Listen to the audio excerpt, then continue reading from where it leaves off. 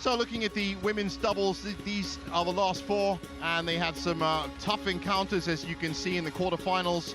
But the winner of this first match will be playing Liu and Tano Mayasari and Sugiyato. And as you saw, we're going to be watching that match a little bit later on this afternoon. Plenty of fans in attendance, as you'd expect on semi-final Saturday. And here come the players.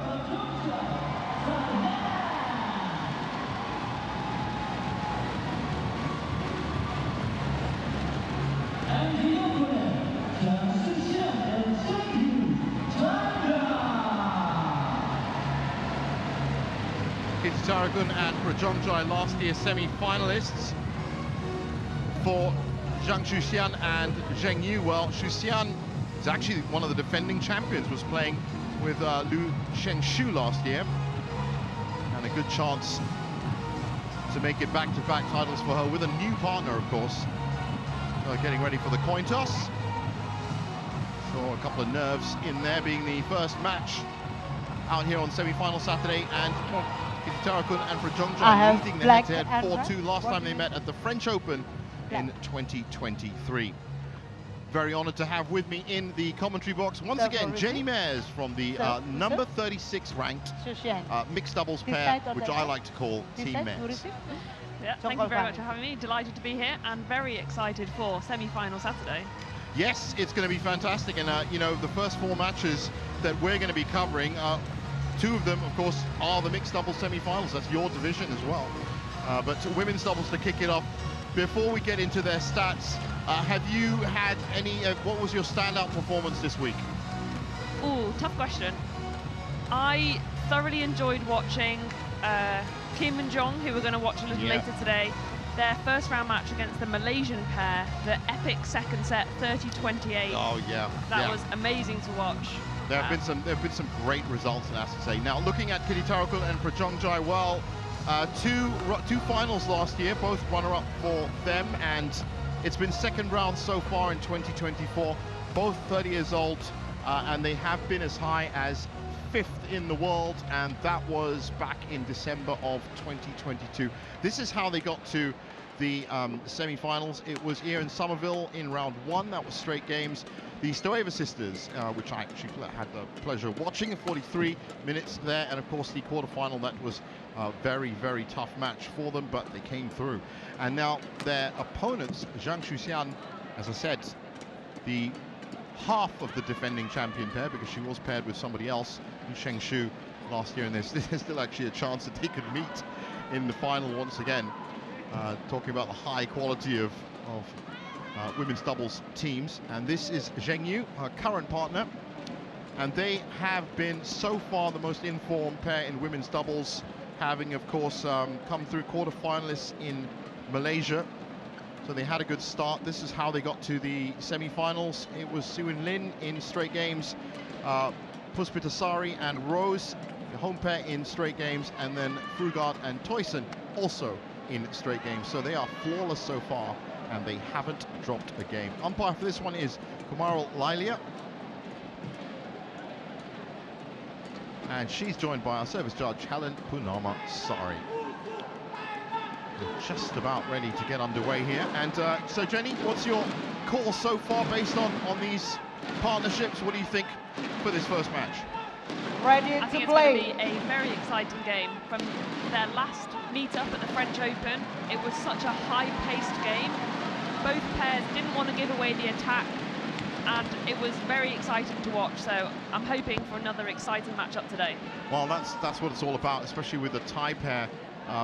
They last night when they were in action, they were just back to their attacking ways. It was literally who could get onto that shuttle first. But now they're facing a Chinese pair that does exactly the same.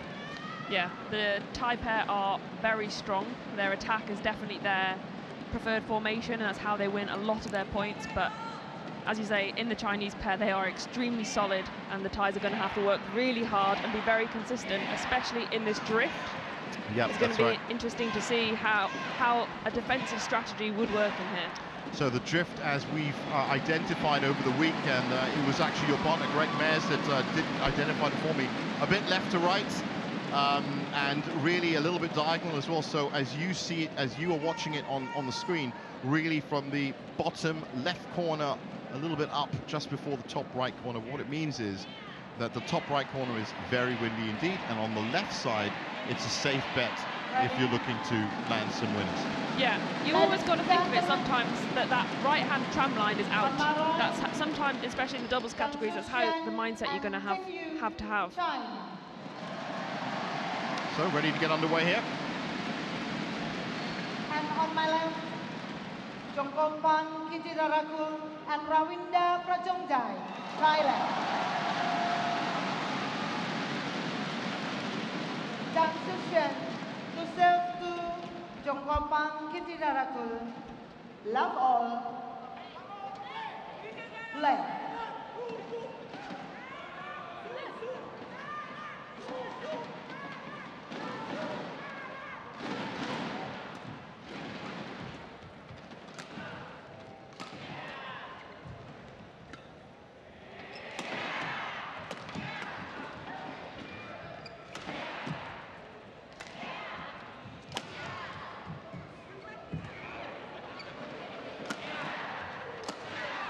Well, strain on the attack, as we said, for the Chinese, but they've definitely done their homework, both pairs, just testing each other out in that opening rally. Yeah, that was great pressure from the Chinese at the end of that rally, switching up the attack from side to side and made it really hard for the Thais to get a good length.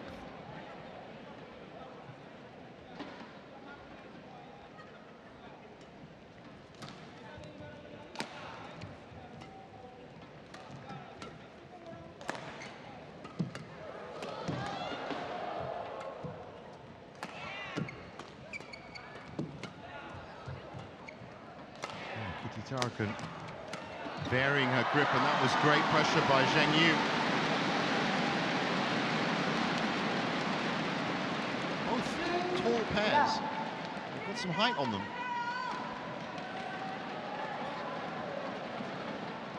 Again, that was good switching of the attack from the Chinese.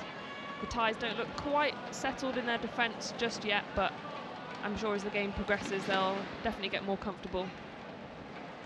Is so much about who gets started into their rhythm first, quickly enough.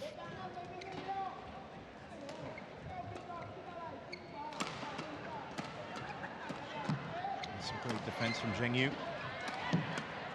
Xu Xian now into the play.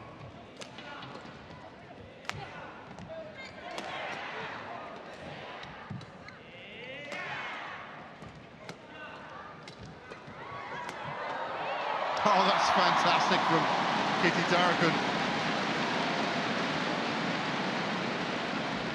Aren't many spaces on this corner, but that's the drifty side, as we said. 1-2. It's a very fast, aggressive start to this game. That was the longest rally, 34 shots, but yeah, so quick. It's a good benchmark, 34 shots to start with.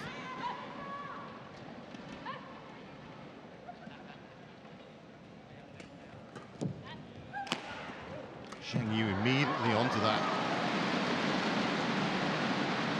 Yeah, that first smash set her up really well. The placement of this, she was ready for that right-hand side on her body, but Chinese pair targeting the left side and then switching her again. So 3-1 up.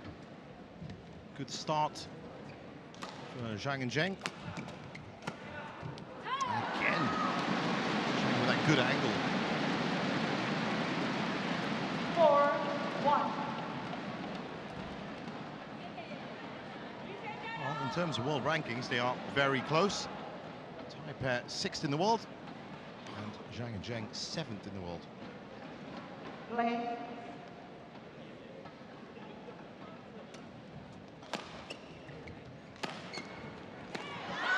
Ooh. First error from Kititharakul at the net. 5-1. That's the kind of rallies the Thais will want to happen almost every time, though. That is their definite preferred formation. They are so good in attack. But yeah, they definitely won't want to be making those kind of errors too often. Well, certainly in this level now, in the semi-finals, unforced errors can be a significant factor.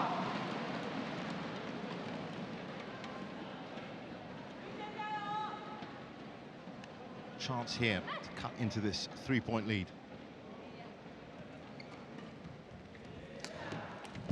Nice and flat cross court by Kititharakul. Yeah, very well read by her there. She was so high up, putting on the pressure. That was a good angle to see that as well, exactly how flat it was over the net.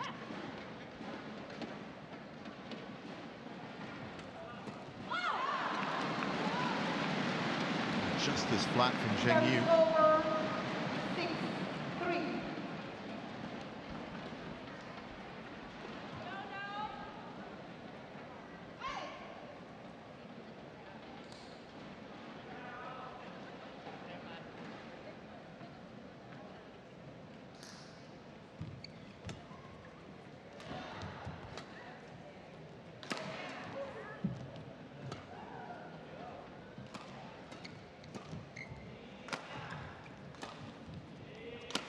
Slick defending by the Chinese pair. That was an awkward take for Zhang. Settled back well. Now probing the attacking angles again, and it didn't take very long, did it? That was such a good rally from the Chinese pair. They set it up so well, using the punch clears. They've not done many clears so far in this game at all, so the Thais probably weren't expecting those. Yeah. And it really opened up the court and that opportunity to then use the attack that's been working so well so far in this game. Well, Zhang and Zheng have made 2 finals already this year, and there's only been 2 tournaments. They are on fine form. Absolutely on fire. That's a daunting enough stat. Well, hello. Something has caught the eye of Rawinda Prajongjai. Well, there's no court wipe down. It's not the mid-game interval. I think it's some flashing photography, which is a no-no. I can see some people, some technical officials pointing up at the top there. In fact, I think that might even be more than flashing photography. It could even be a fire. Well, obviously, as you can imagine, this is worth taking a break from. It is, in fact, iron. So the officials are now heading towards that. We do apologize for this interruption, but hey, safety protocols are what it's all about.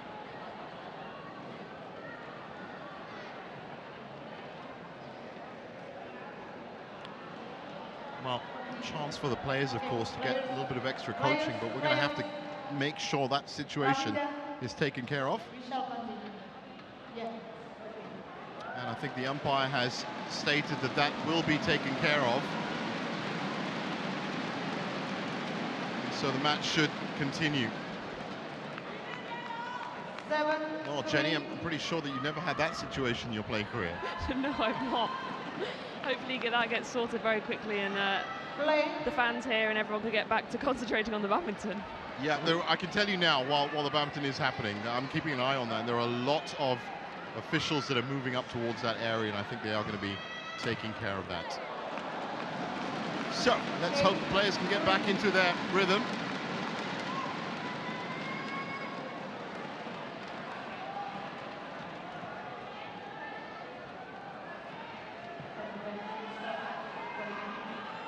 Very strange.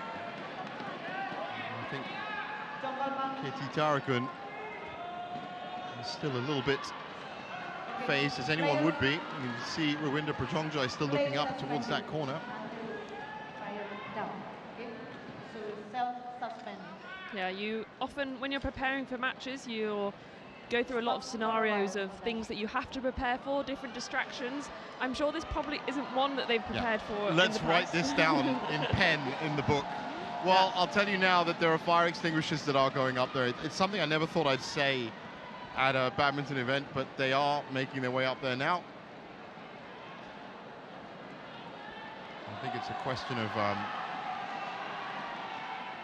just getting up there as soon as possible. Well, I think what's more pertinent for the players right now is if you have a sudden break like this, and you can see it on the faces of Zhang and Zheng as well, that's got to affect your psychological momentum. The Chinese players were in such a great run of form just then. Yeah, we can actually see, well, you can see in the corner now that the Thais are using this as an opportunity to regroup with their coach, probably have a bit of an extended mid-game interval that will be coming at 11. Does it also affect your muscle condition? The fact that you now have to stop playing? Yeah. Like you've kind of warmed up beforehand, and that's what, about 15, 20 minutes at least, warm up? It'll be a lot longer for a lot of these players, yeah. They'll be starting to kind of limber up their bodies and stretch out from probably around 1 hour before they go on court. Right. And then starting to have a hit around maybe 20 to 30 minutes before.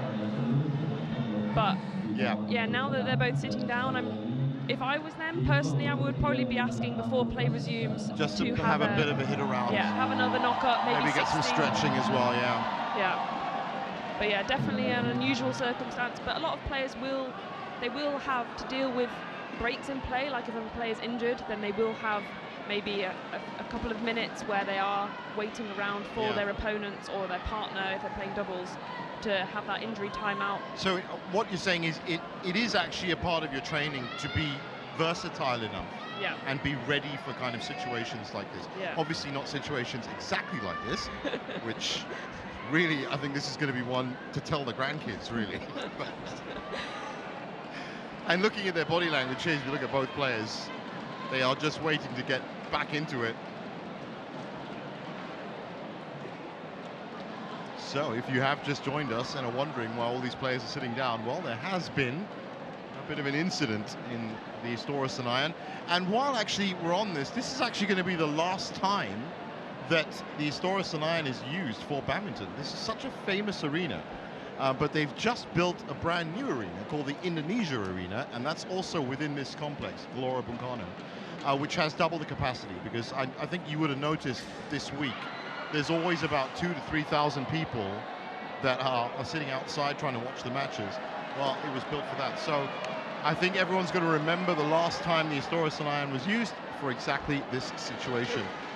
Hopefully it's remembered for a lot more than that. There are many, many great matches, the unbelievable fans, but I am very excited to see the new arena in action. I will be intrigued to know if it's going to be double as loud, if it is double the capacity. 14,000, yeah. Wow. This is a 7,000 capacity arena, and over the years, I mean, you can't even count the amount of amazing battles that have happened here, the amount of amazing titles that have been won here. So, well, as you can see, that big cloud of smoke that has suddenly turned up, that's actually fire extinguisher smoke. I still can't believe that I'm saying this. This will now be really tricky for the players to deal with, because this will start to affect the visibility potentially when they come on court. Yeah, and that's because they used the central. Okay, I think they finally got it. That's what the big cheer is for. Now, you couldn't see it on your screen, but the reason it's taken a while to get there is because, strangely enough, those flames, and they're only about, well, look from here, about a foot, maybe 2 foot high. But of course, you can't mess with fire when it comes to that. But they were in a very difficult place, and I think they were actually on one of the light fittings. So you could now expect the technical officials to just check the installations around there, because of course what they don't want is for another fire to sprout out at any point. The players meanwhile have left that cloud of smoke, and you can now see, in fact, over there, Jenny, that Zheng and Zhang are in fact just doing some minor jogging just to keep their legs, because the thing I'm worried about is cramping. Yeah, that can happen, right? And the muscles going cold, so that'll be the last thing they want. It looks like now the players are actually maybe even leaving the arena. They might go back into the warm-up courts for a few minutes. Well, if that's the case, then as I said, we're going to have to resume this match as soon as we get the go-ahead. But certainly the fire at least is out. That's the main issue. Well, one thing I can tell you, Zheng, this is going to make the headlines. Badminton headlines around the world tomorrow. Yeah, I would definitely agree with that. It's going to say hot action at the Historic Yeah. There you go, you've written the headlines for everyone already. Hey, that's trademarked, you can't take that. But yeah, so if you have just joined us, then this opening match on semi-final Saturday, the women's doubles stopped at 14 minutes with Zhang Shuxian and Zheng Yu up 8-3 against the Thai pair of Kititharakul and Prajongjai. Due to a strange find. Now on this wider shot, it's just actually on the left side of your screen. If you can just see up at the top there where those two people are standing, just on the left side of the cloud, that's where the flames were, and as you can see, they are out.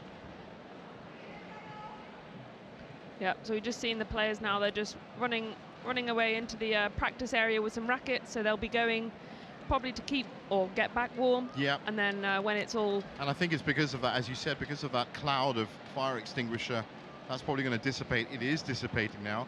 This is probably the one time where the drift comes in really handy. All other times you're trying to avoid it, but now, yeah, let's get some more drift going.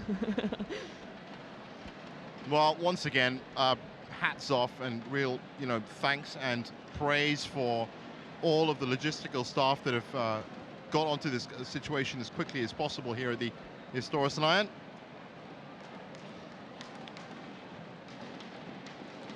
Very odd situation, but this just goes to show you that they are ready for every situation at these badminton courts. Now, a couple of officials are also moving on court, just guessing to check the climatic conditions on that. I can also see the Thai coach off in the corner, who's also waiting for updates. Well, we've heard no news about, of course, stopping it. I think now that the situation is under control, we will be getting back to the situation of play soon. I can see more people coming out of the tunnel now.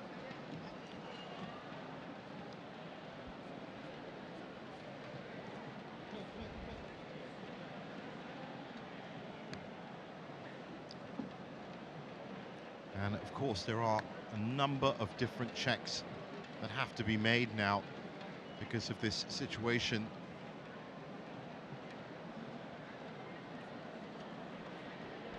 And in fact, the main issue, as I see fans being brought out just at the bottom right side of the court to dissipate that cloud, because I'm guessing there's all sorts of particulates in there that are not good for not only your lungs but also the shuttle.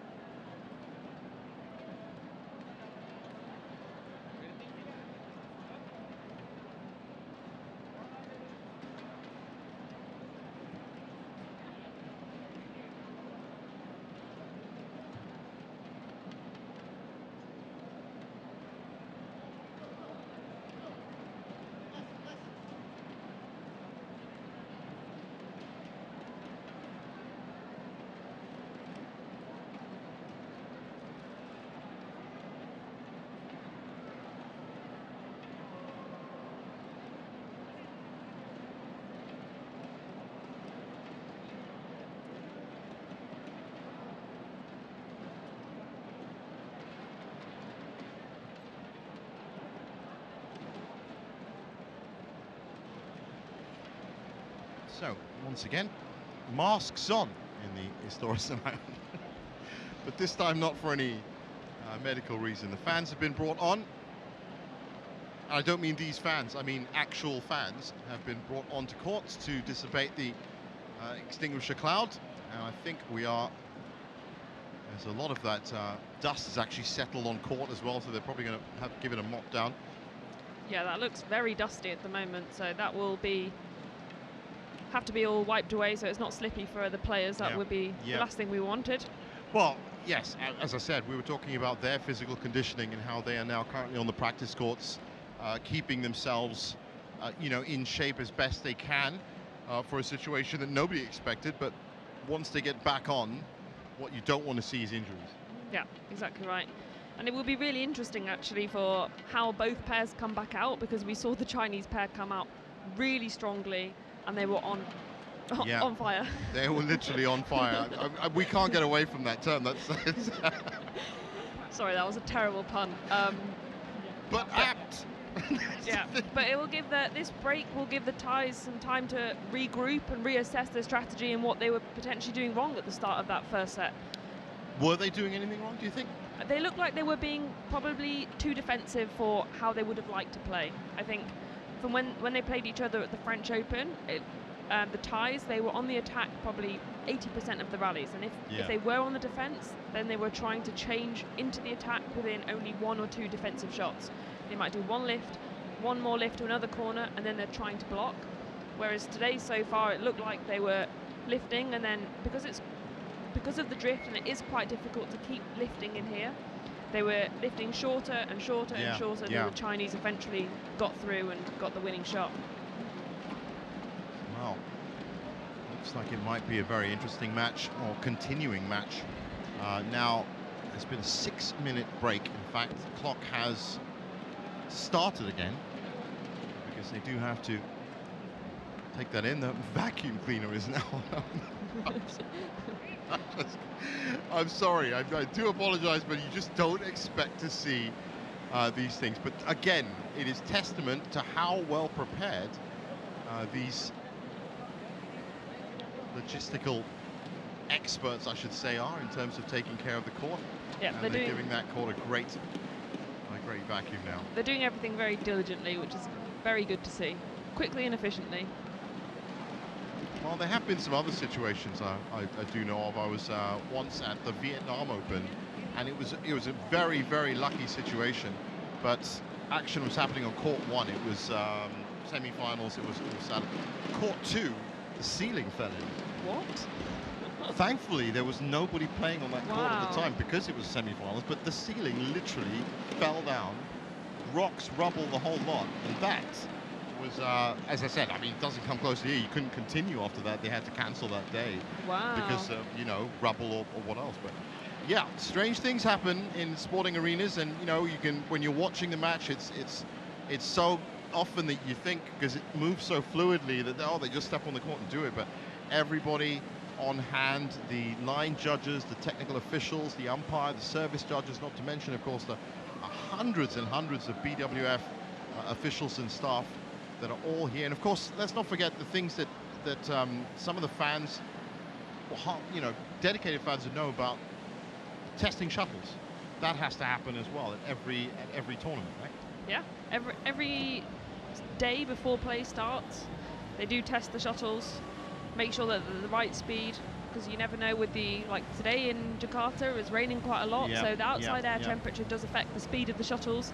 The last few days in Jakarta, it's been extremely hot. It's been really, really hot. So you're talking about the difference of pressure in terms of air pressure, which is going to lead to slightly slower or slightly faster conditions. Yeah. So yesterday, from watching some of the matches back, it looked quite quick from end to end. Obviously, there's that side drift that remains pretty constant the entire time. But end to end yesterday, from watching online, it looked quite quick. And that could be partly because of how hot it is outside, and there's so many amazing fans in this arena that, again, that also warms up the hall a little bit, which can increase the speed of the shuttle ever so slightly.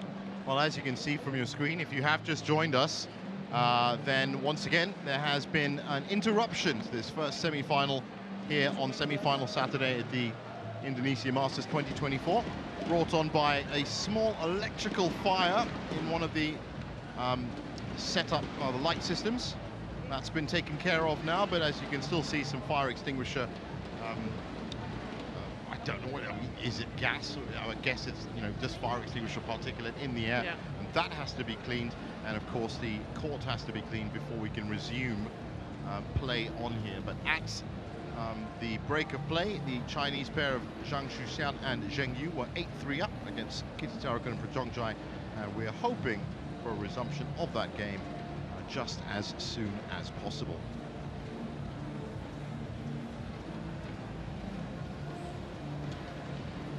There are a lot of people now involved in this. And I have to say that court is looking a lot cleaner.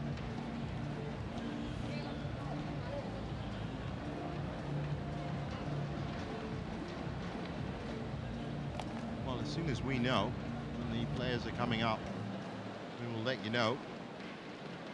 I'd be interested to know at what point of the players' warm-ups are they starting from, because they would have already obviously stretched all their muscles out and done their activation and done their pre-match knock-up, like hitting so with you each mean other. there is actually like a pyramid of preparation, and you get to the top of it and then you play. Yeah. So now that you've got to the top of it, where do you start from? Yeah, I'm intrigued as to whether are they all going to start from the beginning, but then they're already warm. So I honestly have no idea. I'd be intrigued to know how, especially as they're probably not entirely sure of how long until they're going to be back out onto this main court. Well, I'm guessing that for the Thai pair, it's going to be defensive strokes from the mid-court, right? Potentially, yeah. Let's get a few more of those in there, because they weren't really firing too well beforehand. But it was so early in the match. Yeah, exactly. Yeah, and it will also be a case of them not doing too much now, that they tie themselves out as well. It's going to have to be a good balance of staying warm and staying loose and ready to come back on whenever they're told it's time. But yeah, not tiring themselves out so they come back on fatigued. Yeah, it's an odd situation to deal with. The fans patiently waiting in their seats, as you can see. 7,000 capacity. Storris Ion pretty much full already. It's a slightly later start for quarterfinals Friday and semi-finals Saturday. Most of the other days this week kicked off early in the morning, just after 9 a.m. This time, of course, around about lunchtime. And as you said, slightly different climatic conditions in terms of air conditioning and kind of outside ambient temperature. Well, they are doing a rush job now. And you can't really see it on your screen, but I can tell you that the court is rapidly getting ready. Yep, it's had a hoover, now it's being mopped. It's getting the full treatment. Yeah, it's getting the full treatment, isn't it? But that'll be good. That'll be exactly what the players will be concerned about. They obviously don't want any injuries coming from this. Yeah, that would be the worst thing to do on a good run for both pairs. As we said, Zhang Shuxian and Zheng Xu looking for their third consecutive final from 3 tournaments so far, looking to really stamp their dominance on this very important passage of play, because of course Paris qualification still running till April 28th.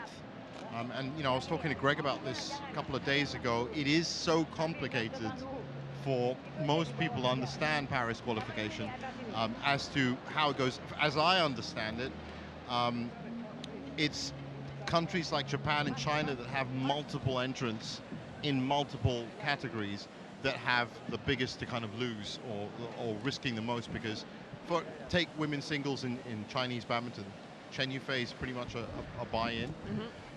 He Bingjiao, Han Yue, most probably that second spot. But then the likes of Gao Fangji and the rest of Wang Zhiyi, gonna have to watch it on TV.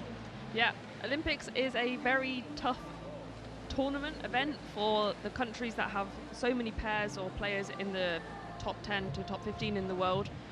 So in the doubles categories, for example, you're only allowed 1 pair from every country, unless you have 2 pairs in the top 8 in the Race to Paris ranking.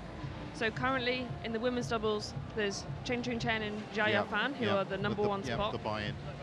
And then currently we've got Zhang and Zheng, and also Liu and Tan, who we're going to see a bit later on today. They're only currently 130 points in between the 2 of them.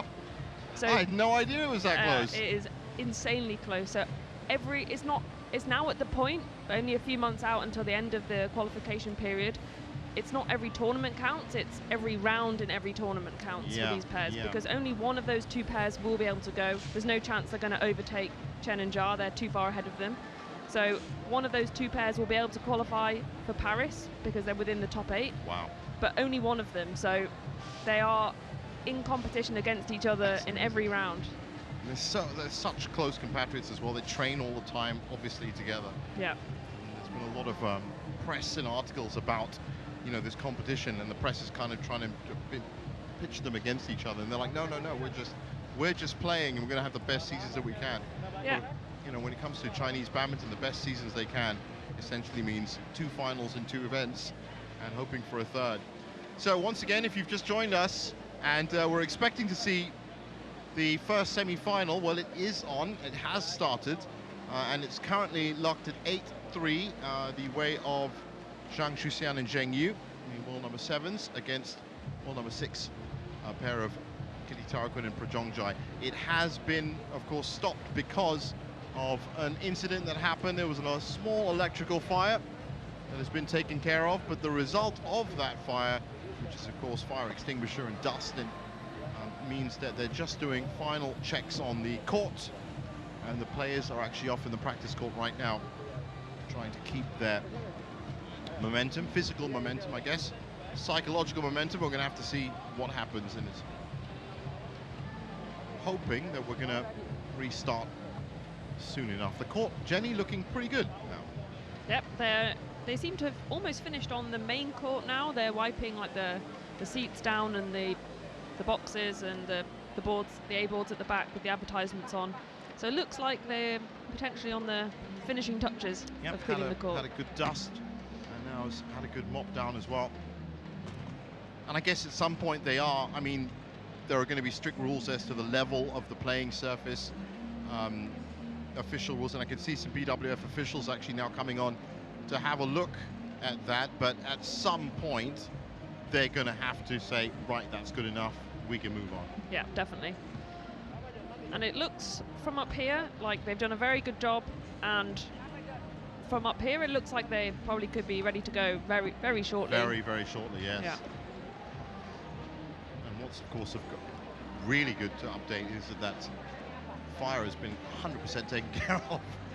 You know, it's a tricky thing, and it has, well, proved a problem for man for hundreds of thousands of years. You know, regardless of technology and all the wonders that we have today, fire has got to be taken with the utmost seriousness, and they have done that. So once again, big thanks to all of the people involved in making this a playable situation again.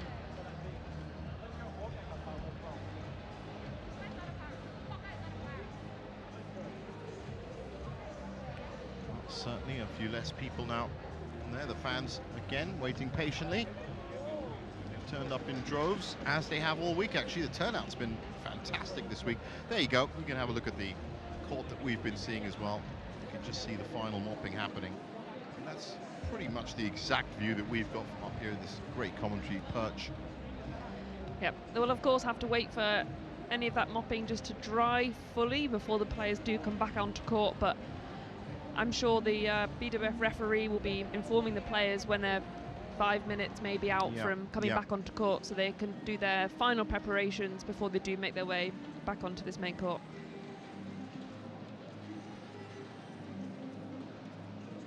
Well, I can see a few officials already, and not just officials, some of the team delegates from China and Thailand as well in the corners. Of course, it is going to be of utmost importance to them as well.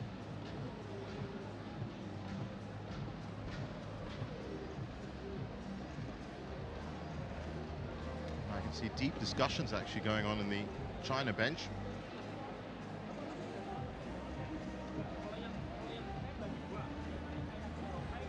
Now checking the traction.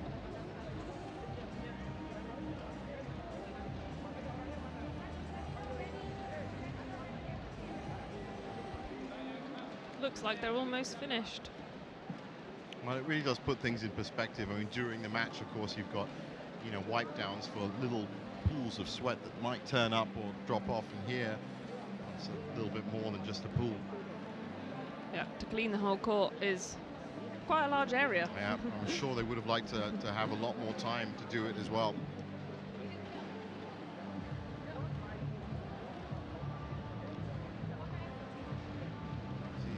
Are making the most of the time that they have.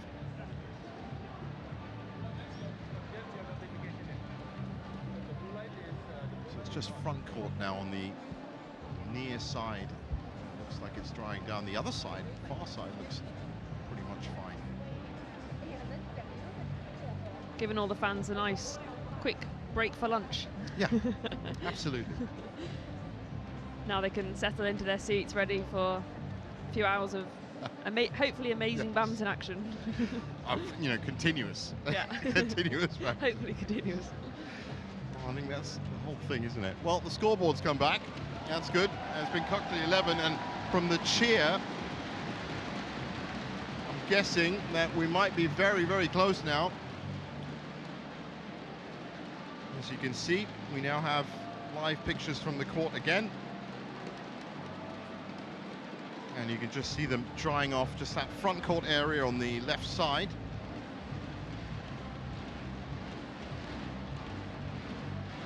I think guaranteed they're going to have a fresh warm-up when they get on court, just to check the condition of it. I would assume so, yeah. I would assume that they'll be allowed another 90 seconds to 2 minutes to warm up before play will continue. Well, the crowd coming back into life now. General murmurs, setting their own rhythm and timeline as to when this should start. And the main spotlight's looking clear enough.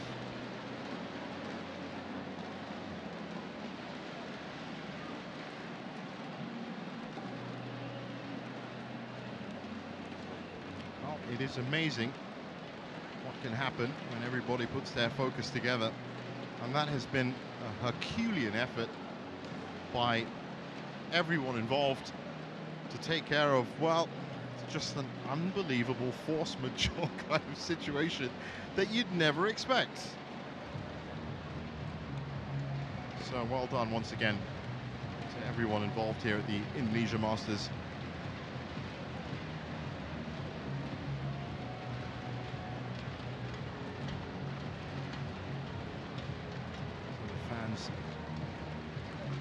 Edge of their seats for a different reason right now.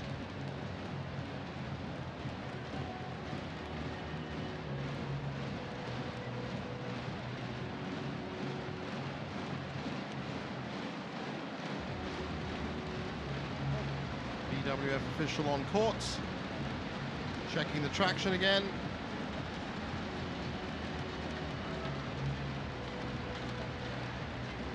The fans are just warming up there. Yeah. The bangers that you can see on the screen now that will be much used over the next few hours, I'm sure. It's amazing the amount of noise-making utensils that they have here, isn't it? Yeah, it's the only word I can use to describe playing out on those courts is insane. Yeah, every player that I've talked to has said exactly the same thing. You were on, of course, earlier this week. And it just must be very difficult in terms of not just keeping your psychological, focus, but communicating with your partner. Yeah, it is so loud that you can't hear your partner hitting the shuttle, which is such a weird experience, because especially like in mixed doubles, for example, when I'm at the net most of the time, I'm listening to the sound of the shuttle from Greg's strings to determine, is he smashing, is he dropping, where should I be placing myself on the court accordingly. So that audio input is just gone. It's gone, right? So I'm having to use different signals of like maybe watching the opponents a bit more than I normally would, or just having to have slightly delayed reactions because I can't listen to the sound. And talking to each other, well, in between points, it's more like a screaming to each other, and you're still having to ask each other to repeat ourselves multiple times to be able to hear you. Is it, would you say that this, in all of the tournament venues you've played throughout the year on the World Tour, is this the loudest? By far. Oh, by far. Amazing, amazing. But it's such an amazing atmosphere to play in that it's so unique. I think because it's 3 courts, but the arena feels quite small. It's not a huge arena, which makes it even louder, and it's just unbelievable to play, and it's such an experience. Well, it's great that while you were saying that, I actually had trouble listening to you because it was getting louder out there. But I think from the general reaction from the crowd that we might just be seeing the players very, very soon. The court itself, as you can see, is clean, pristinely clean now.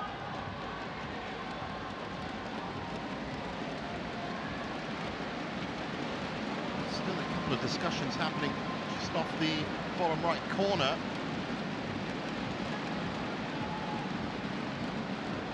heading into the tunnel.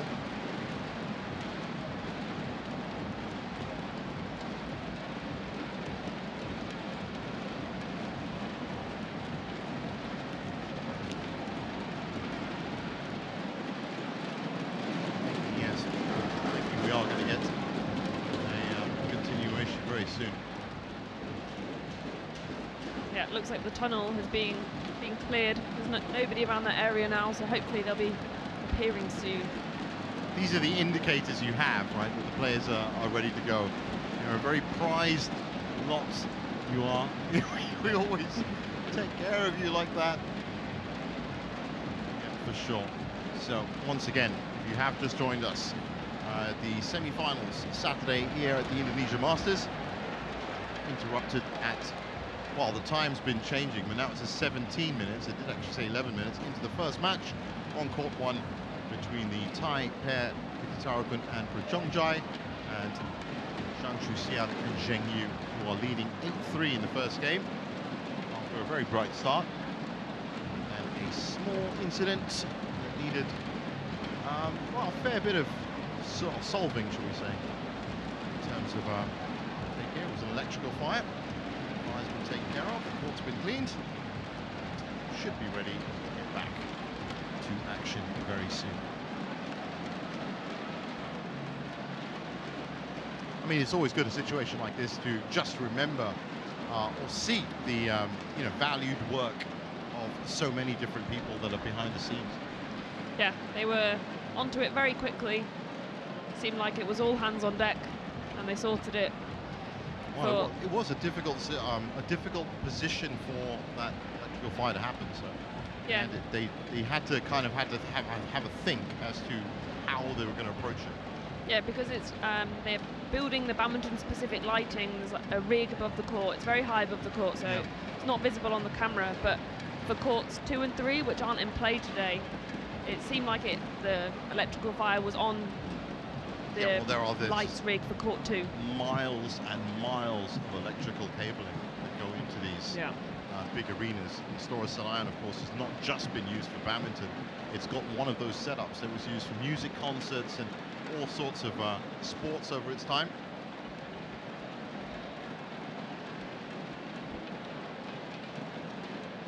$7,166, in fact, people in this wonderful arena. Ah, this must be it.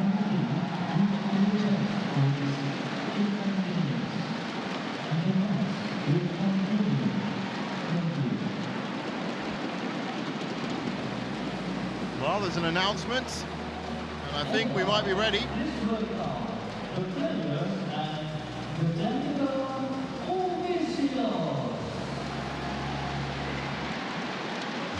Well, here we go again. A second starts.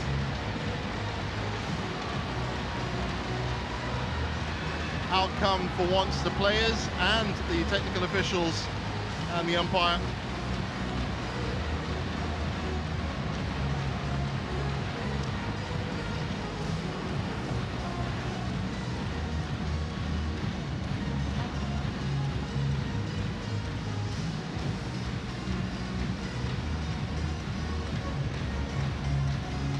The Thai players immediately out on court, checking the traction on both sides. Zhang and Zheng eager to get on with the business at hand. As I said, 8-3 up.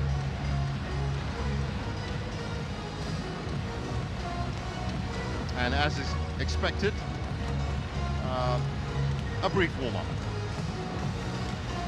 Yeah, they'll be just getting themselves, they'll obviously have been warming up behind the scenes on the practice courts, but it's never quite exactly the same conditions as it is out here in the arena, so they'll just be getting themselves back in the zone and back used to this court. It is an amazing situation if you think about it. So what you're saying is, as a player, that you're essentially starting to play badminton for about 4 hours in the day, and the match is in the middle 2, or the middle hour and a half. Yep. There's a warm down afterwards as well, right? If you're, when it's your game day, it's taking up pretty much 100% of your day. Yeah. Your mental energy is all focused on that match. Everything you do, you don't want to be doing say you're playing in the evening, for example, you don't want to be doing too many things in the morning. You don't want to take that mental energy away from how much mental energy you're going to need on court. Yeah. Obviously, you don't want to do anything too physical and too fatiguing in the morning. So Netflix. Yeah, just relaxing, yeah. But for some players, that might be doing a short session or going on a walk. Well, you have to keep, as I said, hitting the points, right? You can't allow yourself to kind of really lag. And every player will have their own completely individual routine that they've experimented with and tweaked over the years. There's so many experienced players here, and they'll know exactly what works for them. And for some people, as I said, it might be doing a short hitting session if they're playing in the afternoon or the evening, or even if they're playing now at 1 o'clock. That's not just in terms of physical movement, that's also your diet as well. You know exactly when to eat and what to eat. And we always see Viktor Axelsen, for example, the men's singles world #1. He's always posting about his coffee on his game day, and he always has oats at the same time, but roughly before his match. Right. And every player's got their own routines dialed in so that their body and their minds are ready to go when they know it's match time. Absolutely, like a spring. So, ready to get underway again here. And it's Rawinda Prajongjai and Kititharakul who are out first. So as we said, getting you up to speed with what's happened, it was a bright start by the Chinese pair, playing from that far side of the courts, and they were defending very well, structuring their rallies very well as well, to lead to this first 5-point lead. 8-3, play.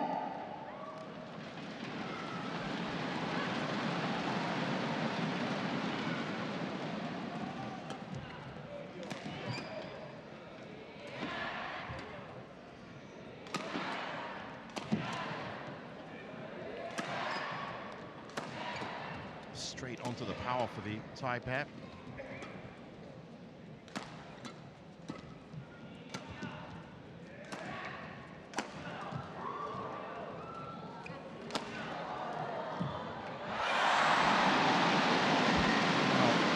Variation is just too much for Zhang. Yeah, that's a great rally to start from the Thai pair. That's probably not what we were seeing from them in the first 11 points of the game before we had that interruption. It's a good start from them. That's what they'll be trying to do now, getting on their attack and using their power.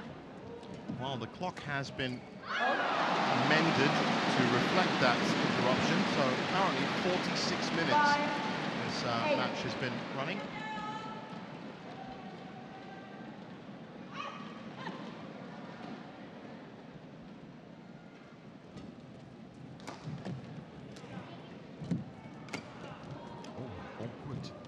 Position for Kititharakul, settles well.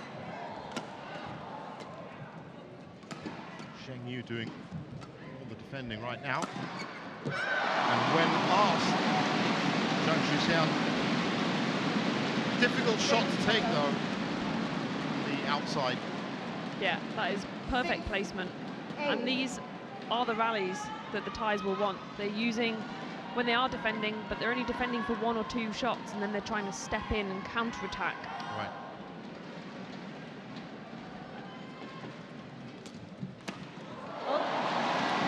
That's a good smash, that. Oh, I hate to say it, but I'm going to say it. That break has done a world of good. She probably saw the Chinese pair there. She was set up ready for the forehand, and she just pushed it into her body. That's really, really difficult to return. 7-8. Kititharakul at the back, but now with a flat defense for the Thai ladies. It's that drifty corner. Service over, 9-7.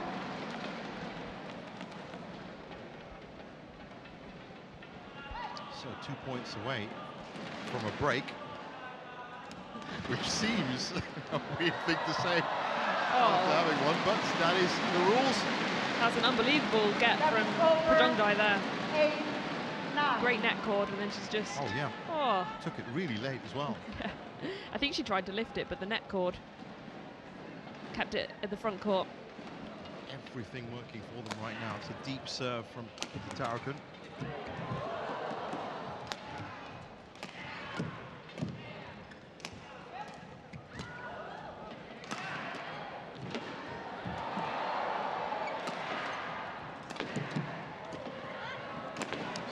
backhand from Prajongjai.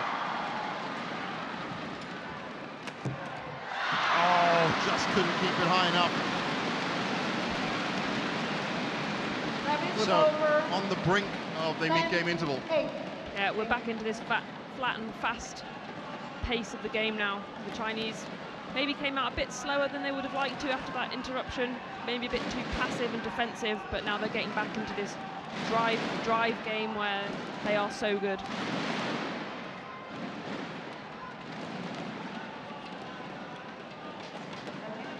Kititharakul saw something on that right front side of the court, just brushing it away.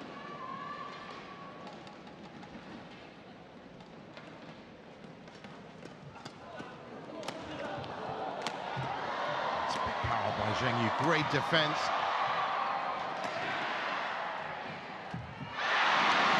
In the end, tried to switch the flanks. Great survival there by Prajongjai. The defense was just about good enough. Maybe the Chinese should have tried to change the pace rather than just hitting it hard all of the time.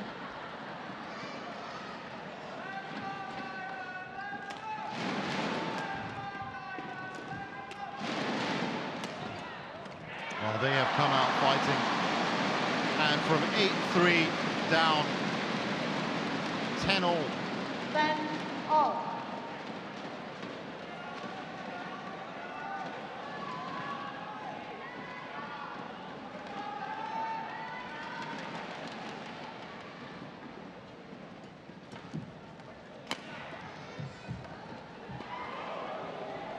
That's a great lift.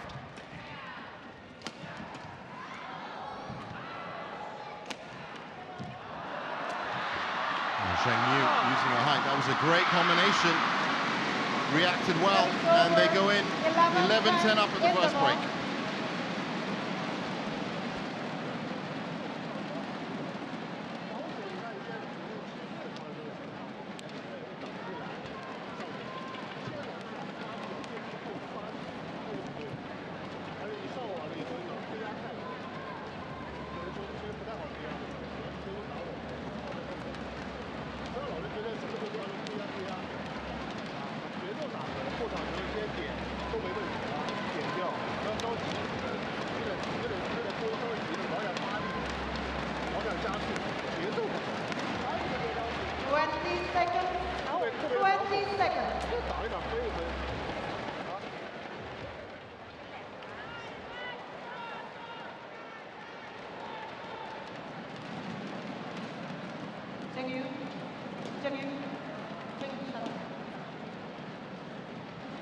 So back on court in the second phase of game 2.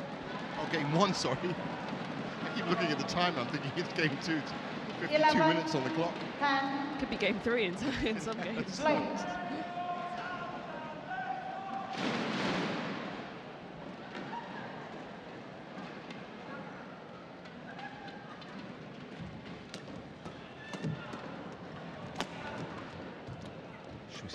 Again, wasting no time into getting into that attacking rhythm.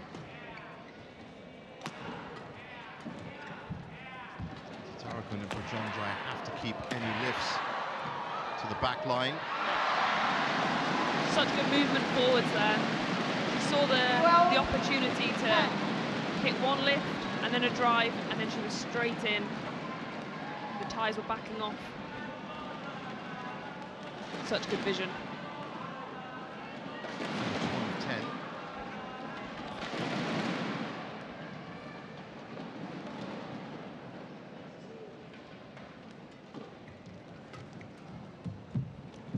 Zheng all over that net.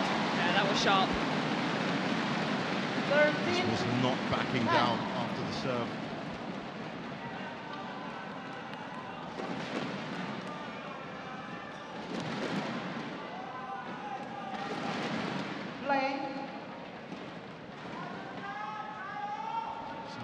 Engineered another 3-point lead.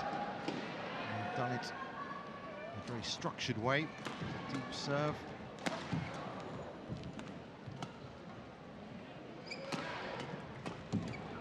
Ooh, nice pick up by Zheng.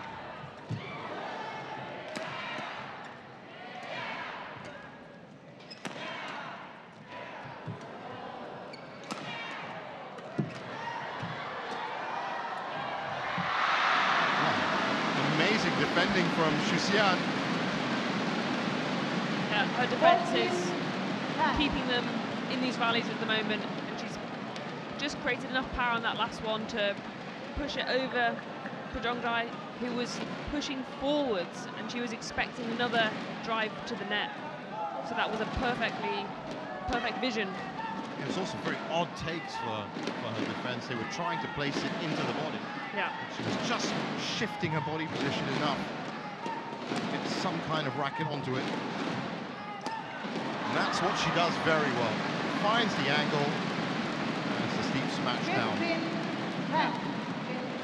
This net shot here was another great shot choice from them, because the last time the Thais then tried to turn that cross, and of course she killed it on the floor, so they knew that they didn't want to do that again, and it gave them, once you've got that in your mind that one player is excellent at the net, and they've got that threat there, then you're more likely to almost panic a little bit and lift, and that gives them the short lift. Right. A little bit too fast there for the Chinese pair. Left a bit of space down the middle. 15.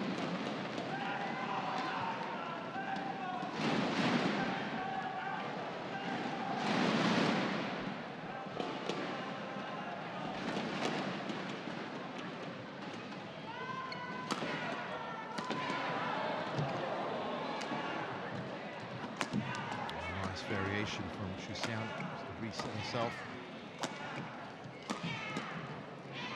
Oh, such a great idea. Yeah, it was a really nice idea.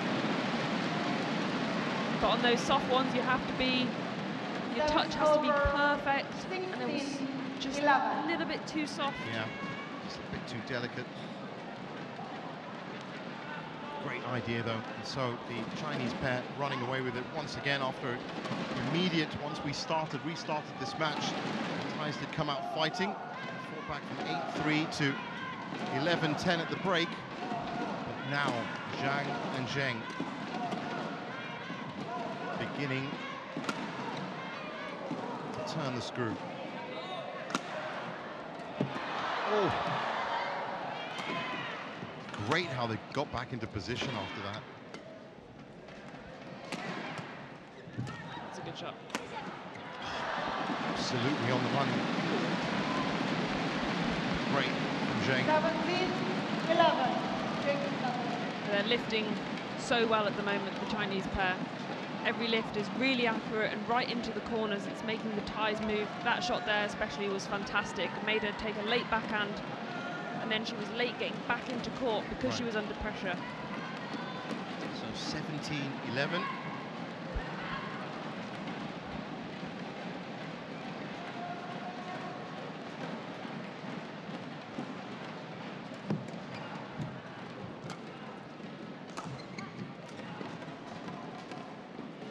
Shuxian varying from the back once again. It's 3 to the front now, pushing it to the back. Ooh. How about that for defense? Oh my God. Unbelievable. Unbelievable. That's in contention for play of the day already, for sure. I think that's a definite contender. Look at this. That was 1, 2. And then a full-length dive. 3, and then this one, 4. That is absolutely amazing. What a rally. That's the best defending that we've seen so far. And in all honesty, I think the Thai pair were just a bit shocked seeing that shuttle keep coming back. Thank you. So 18, confident that 11. one of those was going to turn into a winner. 18-11, and Zhang and Zheng, good for it, actually. Well deserved. Yeah, and that rally will be tough now not to play on the Thais' mind, that they think if we had those kind of opportunities and we weren't able to finish the rally, then we're going to have to be extra perfect with our shots, and that could lead to some unforced errors. overcomplicating. Oh, wow. Perfect serve there. Absolutely perfect serve as well. So it's not just about defense, it's not just about the attack. Right now, all boxes being ticked by Zhang. 19-11.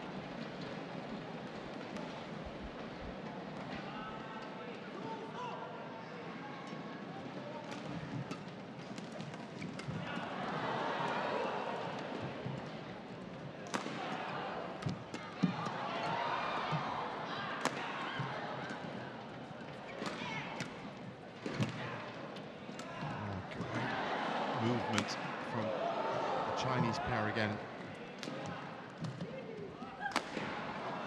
Positionally, they cover that court so well. Yeah. They are also positioning the shuttle extremely well. It's no two shots are going back to the same place, and that's making the Thais really question every shot. They're not comfortable at the moment when they're defending. Well, 9 game points.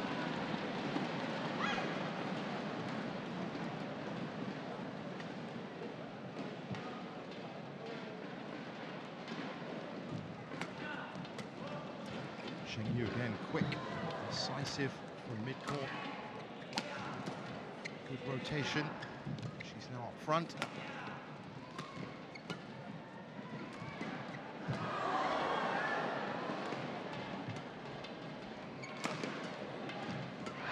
Oh, almost. Service over, 12-20. They really haven't made many mistakes since the mid-game interval. Yeah, they came out a little bit slow, I would say, after that interruption when they were 8-3 up and they were playing fantastically at the start of the game. And then they probably went a bit too passive and a bit too defensive. But since that interval, they seem to, well, they've been unbelievable. There you go, just proves it. So, 21-12. Game won by Zhang and Zheng, 21-12. 1 foot in the final.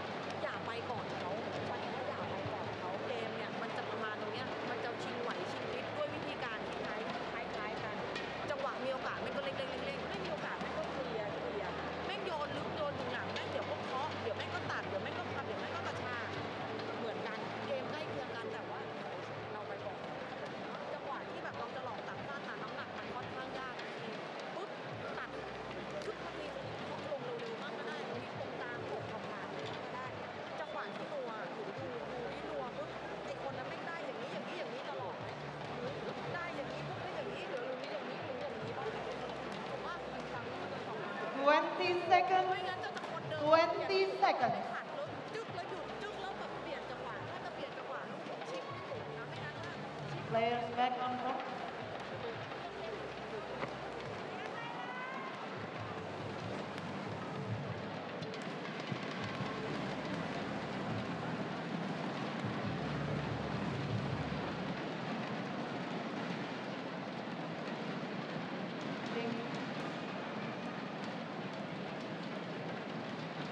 So back on court for game 2.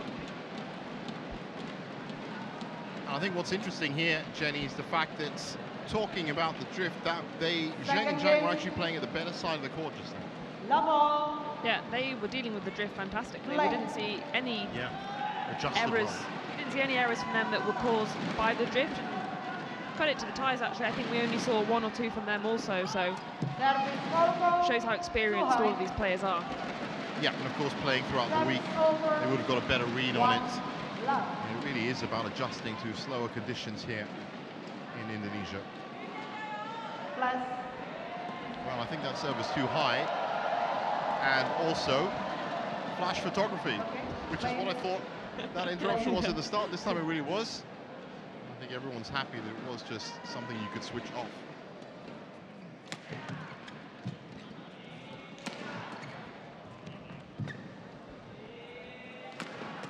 It's all Prajongjai right now in terms of defense for the ties. Kititharakul in.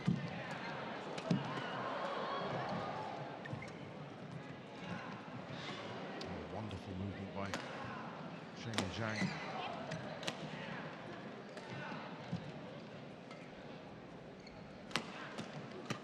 It's a great rally.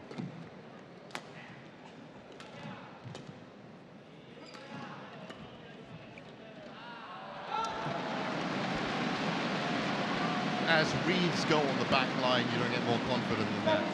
Yeah, that was a very well worked rally from the ties.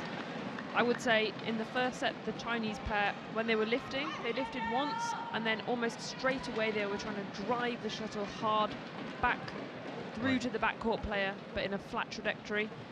And I would say that's probably something the ties should be trying to do now in this set, rather than just relifting with height, because that wasn't working quite so well for them. Trying to engage more in that flat and fast game. Well, that certainly did catch the wind a little into that corner.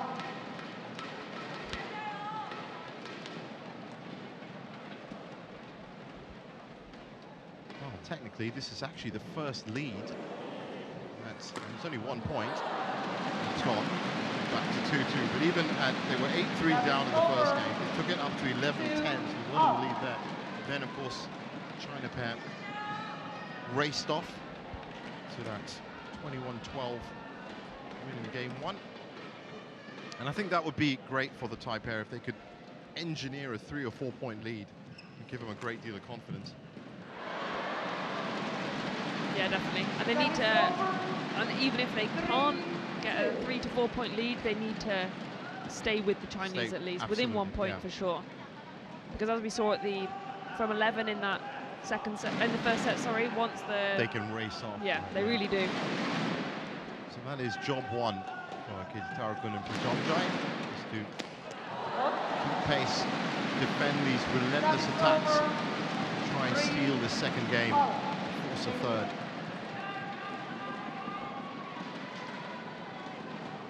Zhang at the moment is just getting through with her attack quite comfortably, I would say, at least within 2 or 3 hard pace attacking shots she is getting through. So the Thais need to try and do something else, whether that's a soft block or more pace in their drives. Stabbing returns from Kititharakul at the front. Now lifts to the back. And that was awkward take for Prajongjai. Yeah, it was a good smash from Zheng. It was high, whereas Prajongjai, she was waiting with her racket lower. You might see on this replay now. Oh no, she had her racket high, but she just wasn't ready in that backhand position. Pulled it down a little. So 4-3.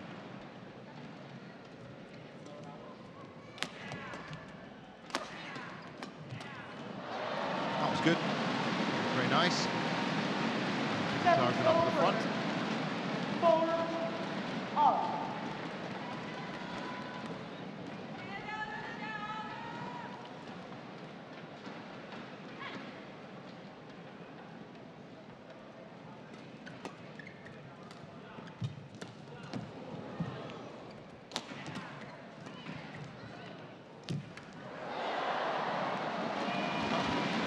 Interesting flight path. 5-4. So another 1 point lead for them. Everything starts with 1 point. Let's see whether they can build off this. Thing is, of course, it's what I've seen with Chinese pairs, especially in doubles, that if they go 1 point behind, I mean, they take it really seriously. Yeah. They want to be out in front the whole time. That's some great pressure soaked up there by Zhang and Zheng. Oh, and again, then Prajongjai is going to remember that one. That is over. Yeah, she's got to 5-all. Think to herself, though, that she had the right intentions in that whole rally, and that shouldn't prevent her from trying the same things again. Sometimes as a player, if you miss some of those kind of shots, then if you're in the same position the next time, that you remember it and you doubt yourself, and that's actually that's the worst thing you could do. Right. Well, certainly being incisive that time. Body defense just too awkward. That's over. She's 6-5.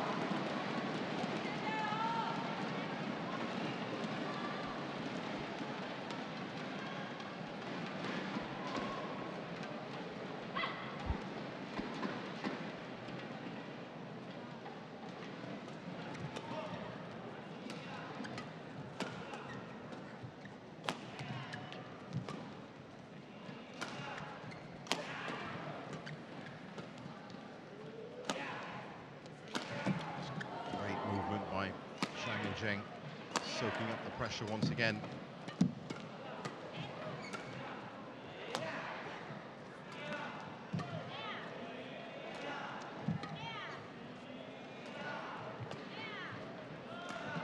Such good lifting from the ties.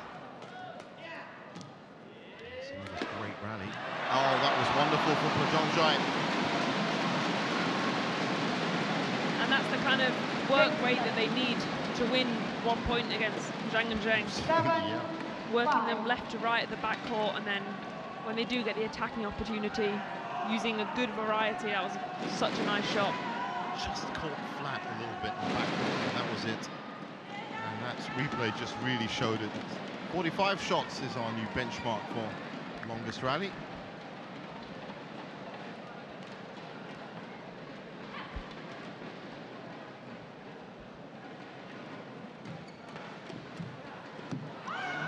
Gone long, he has. 8-5. Well, they were dicing with 1 point leads. Now they've got a 3 point lead. Doesn't get better than this.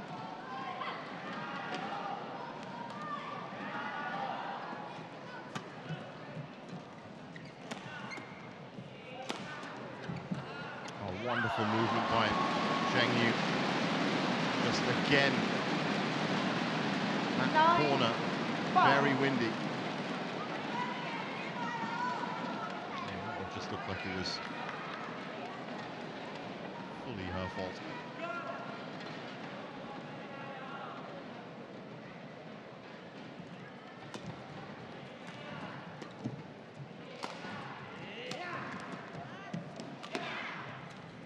Oh, what a shot!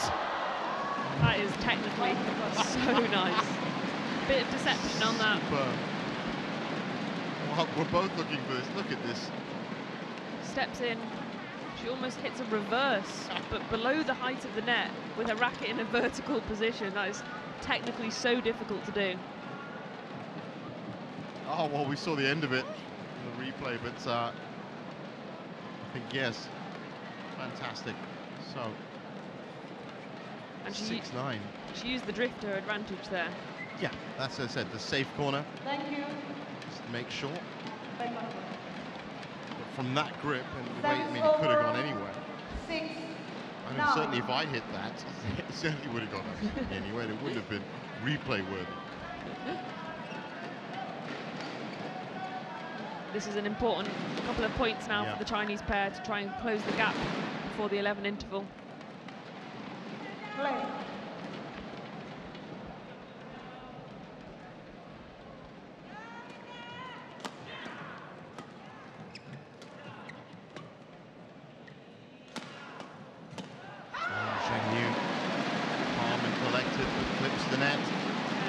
And the ties are starting to implement what I was kind of suggesting before, like that last shot there. She's stepped into Zheng's smash and hit a hard drive. Yeah.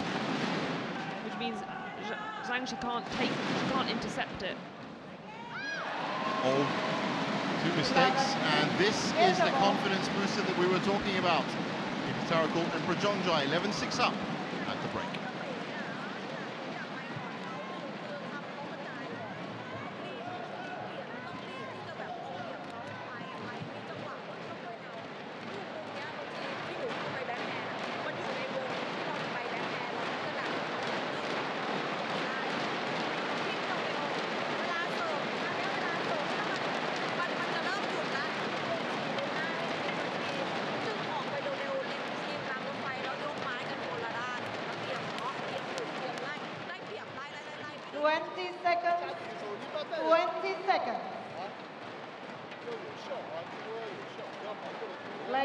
back on court.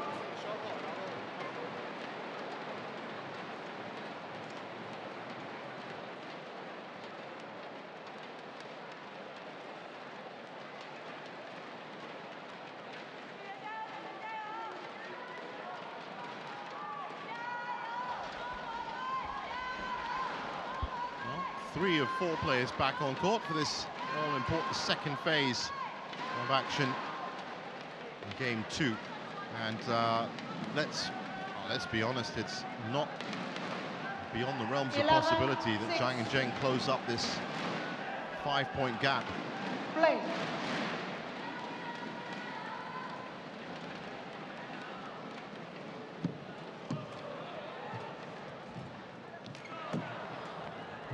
Oh, with Kititharakul off court, there was a lot of area on that right side, left side.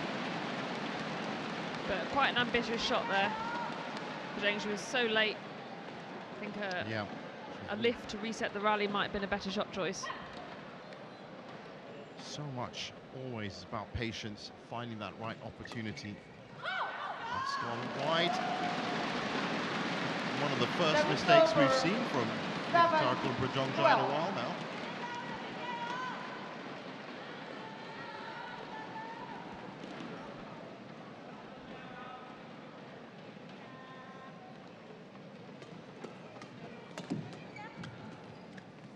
Oh, just wide.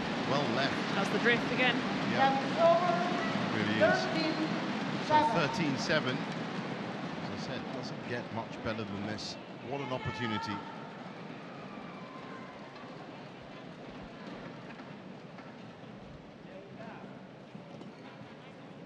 Tumbling serve.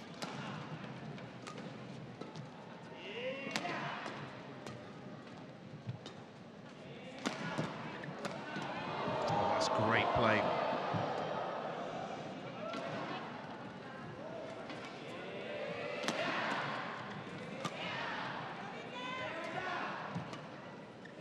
Ready for the stop drop by Zheng.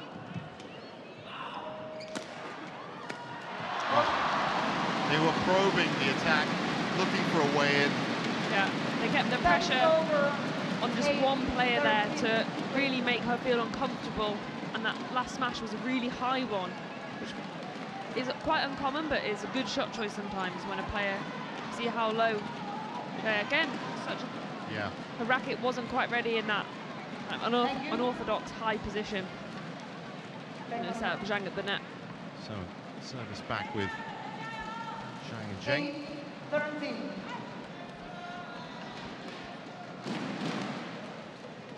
Play. Important serve for them.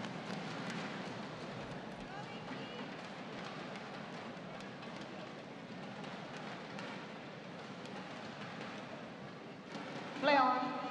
Play now.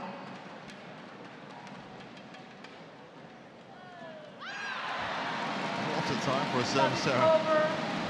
Over 14-8. Well, I did say that job 1 for the Thai pair was to get a decent lead. They've done that. Job 2 now is, of course, to secure this second game, force a third. Yeah, I would say Zheng, who's receiving the serve now, she's just dropped her level a little bit in the last 6 or 7 points she's made.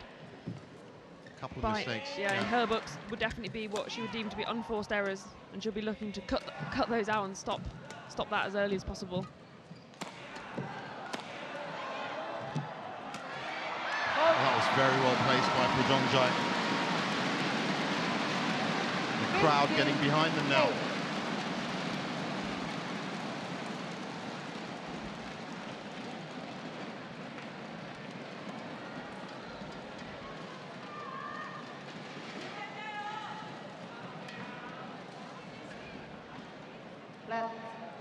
Too high? No, she wasn't ready. Oh, right. CHN, get ready quick.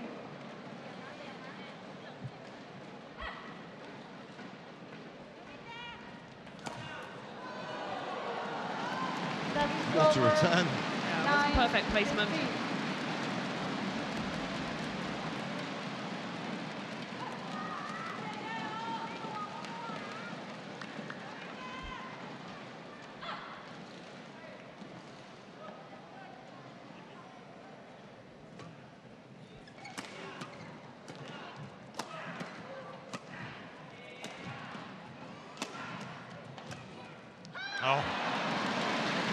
jumped in, and Zheng Yu again, the weaker part of the team in these last 6-7 points. 16-9. Yeah, she's just not ready after she's hit that first defensive shot. She's not getting her racket back ready fast enough, and she's striking that final shot as she's going backwards almost, which is very difficult to then time.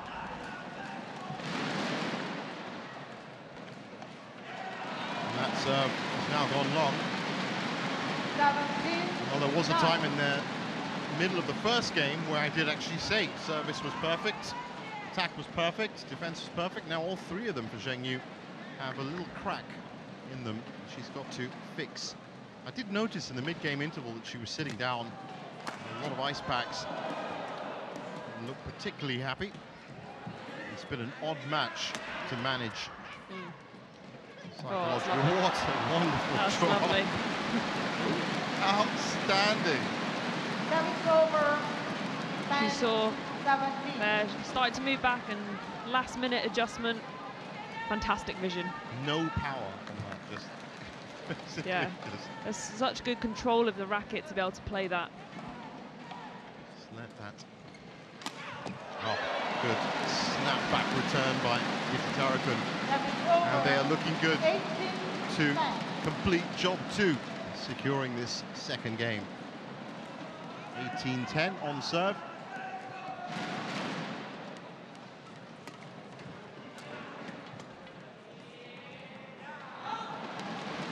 One left by Zheng Yu. Service over. 11-18.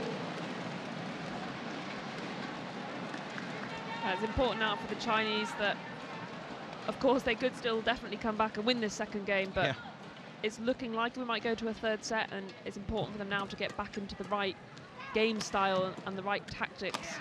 They've gone quite passive, quite defensive. Like that is a perfect example of what they need to try and be doing more and more. 18.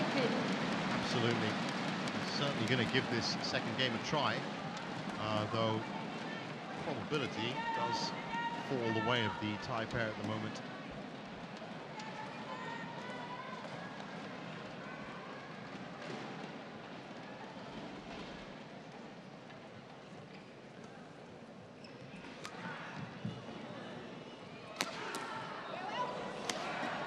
Well, they're targeting Zheng Yu now, and it seems to have worked. Yeah, I think she broke her string on one of those defensive shots as well. 19-12. Yeah, immediately walked off. So cool, calm, and collected about all these things that happen. Yeah. Very calm about things.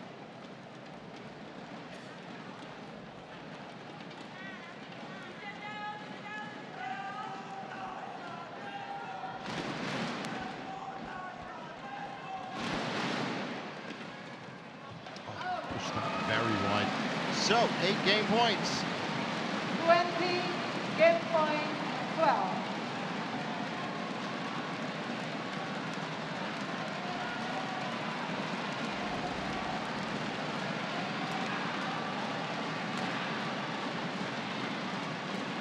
Well, I think the crowd are happy at the fact that it's going to be a third game. Second game, won by And in many ways, it's exactly what this match deserved. 21-12. So both with 21-12 wins. 83 minutes on the clock. Once again, if you've just joined us and wondering what? Well, there was an interruption for about half an hour at the right at the start of this match. Just contributed to that.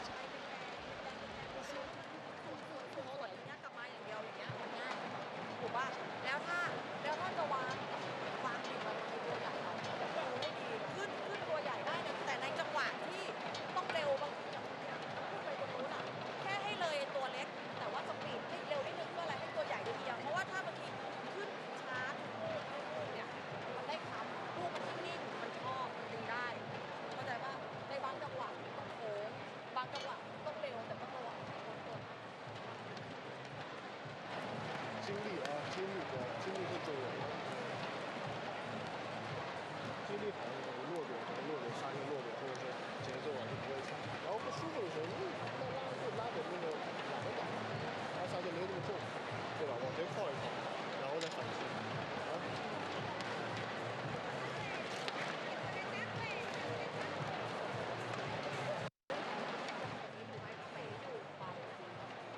แต่ว่าถ้าลูกเกมมันต้องไปตัวเล็กแล้วเราระวังเกมรับเซตให้ดีทำให้กระจายอย่าไปก่อนเขาเหนียวแน่นเดินเข้ามา 20 seconds. เลือกดูให้ดี 20 กระ seconds. แทกไม่ได้ก็ไปก่อนเวลาจะหยุดอยู่ข้างหน้าเพราะเขาอยู่หน้าที่ระวังเขาเกี่ยวด้วย Player set.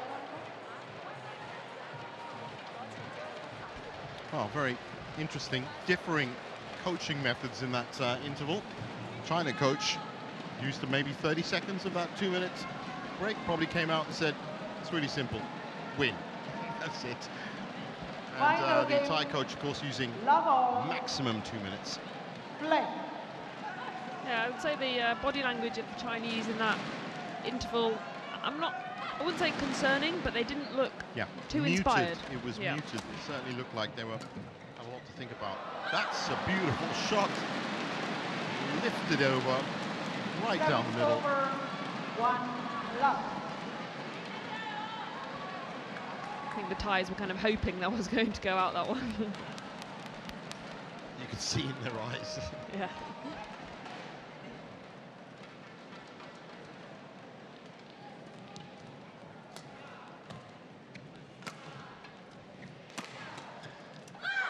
Again, mistake there. It's too lovely. Now the Thai pair are going to have to watch out for this. Imperative to keep pace with the scoreline. Of course, being the third and deciding game, it means that ends will change after the interval.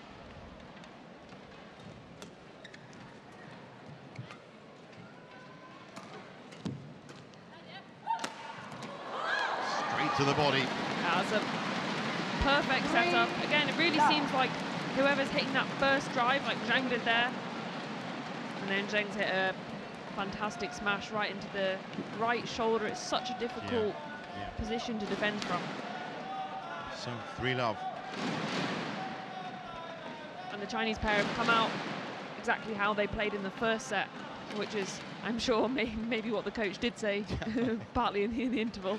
Remember what you did then? Do it again. Oh, that was the closest to an almost hit that we've seen from Zheng Yu. Being a little bit more careful on those backline reads. But again, once it computed in the head that it was out,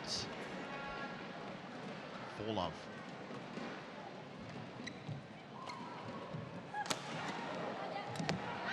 Oh, little fake out by Shisa. I think it actually faked her partner out.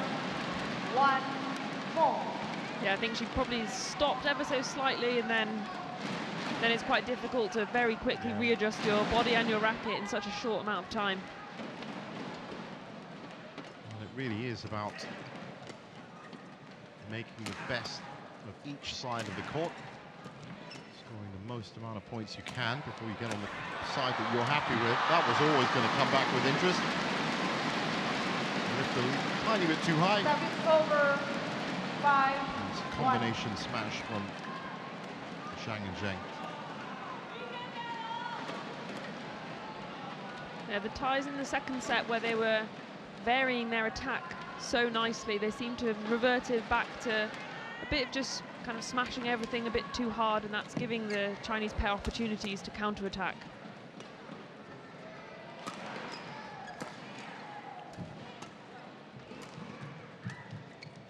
That's nice from Zheng.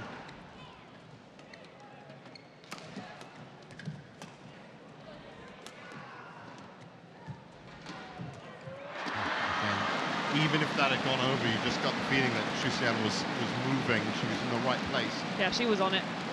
You can see probably she started to move.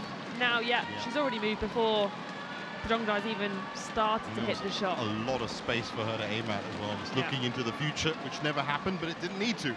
6-1. As I said, got to make the best of each side, and right now, Kititharakul and Prajongjai would seriously benefit from a good point run.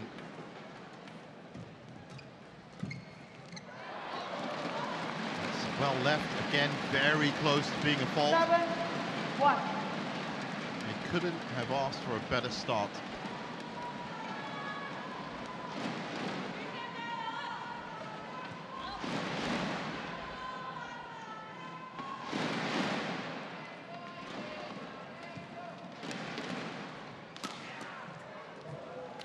Again, moving forward immediately. Such great anticipation. Yeah, she's done that so well all game. That drive is she's hitting that downwards, and then instantly she's rushing forwards, and she's hit a great last shot there. But her anticipation... It's been, yeah, really good. Yeah, it's made the difference to them so far. Well, she's won it all before, of course, with Liu Shengshu last year. Oh, got a bit confusing. Over. Good idea from the Thai pair to start aiming for the body.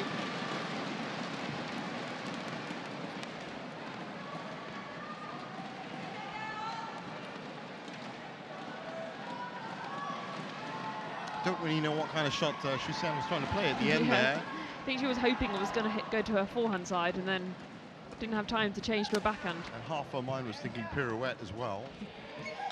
Ended up going clean to the small of the back.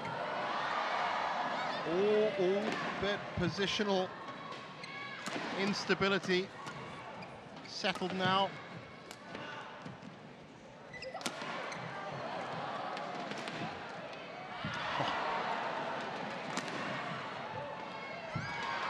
Oh, they are varying it up. What a passage to play. What a rally, and it's ended right down the middle by Zheng Yu. But in the middle of that point, wow. I think every player on the court is stepping it up now. Switching from defense to attack. And that is great placement right at the end. Good interception. So 9-2.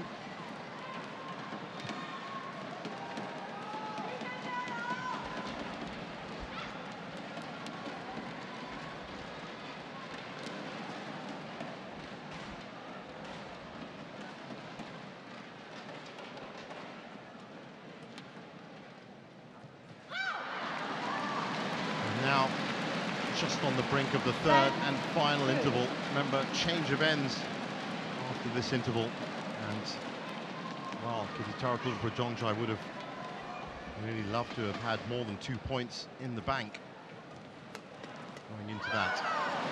And they do. They have 3, in fact. Over 3-10.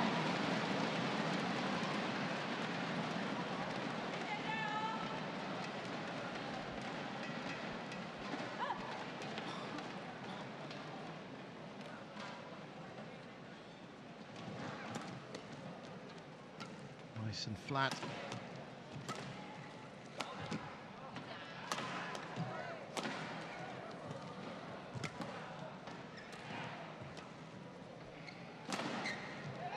Great defense by Zheng Yu, and that's opportunistic. All finished off. 4-10. We watched this last smash there, was perfect placement. Again, Zhang's kind of gambling on her forehand, which the Thais are then doing really well to exploit, and they're hitting it straight across her, and she's getting caught out there at the moment. Good point run, as I said. There's a couple he needed.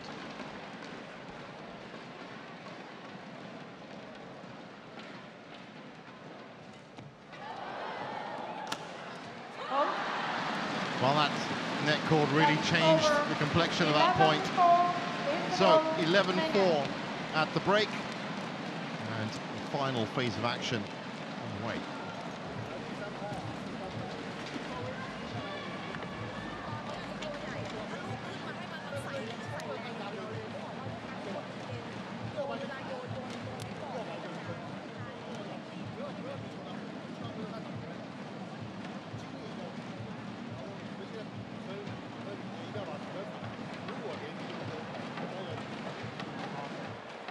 不要勉强，不要觉得再来一个，再试你，把题都看。 20 seconds. 20 seconds.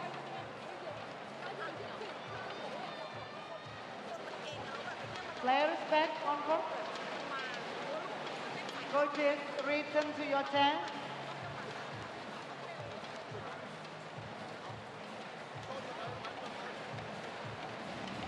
So here we go. Final phase of action and the conclusion of this match. And once again, Zheng Yu is leaving an unkept players area.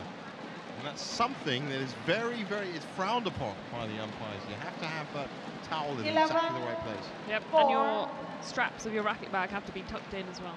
Play. Just out of interest, if you didn't do it for long enough, would you get a card? Oh, I'm not sure. Potentially, if you just said no. It seems a bit harsh. From a neutral's point of view like me, it seems a bit harsh. So on we go with the action. He did manage to get 4 points on the side, but now it's a little bit uphill for Kititharakul and Prajongjai. Oh, wonderfully picked up by Zheng Yu. Yeah, targeting that right shoulder again. And Zheng was ready for the interception, because it's so hard to do anything from that position other than just push it back to the front court.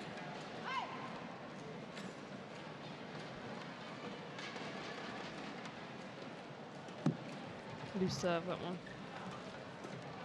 Well, this was the side of the court that Zheng Yu was having a few problems with in the second game. So she herself will make it her own personal ambition to be a little bit tighter in this side.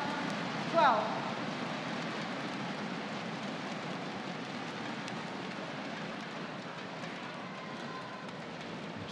I'm just gonna say we don't need Hawkeye for that one.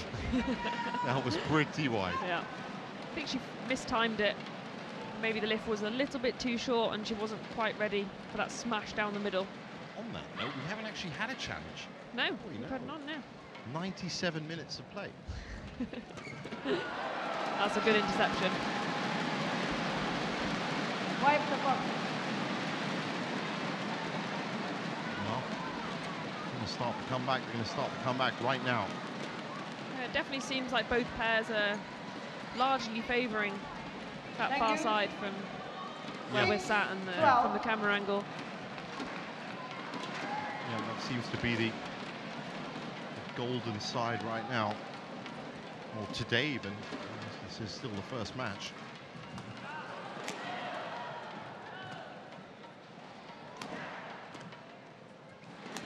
That looked like it may have been drifting out. Yeah. Kititharakul plays it in.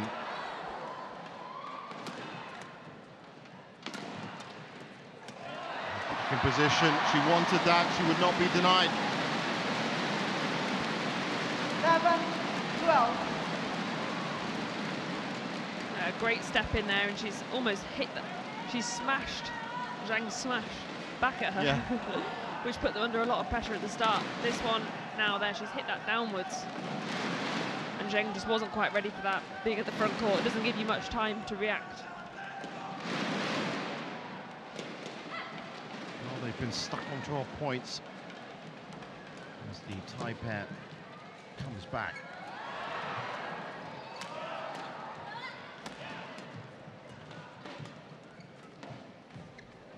So delicate on that right side.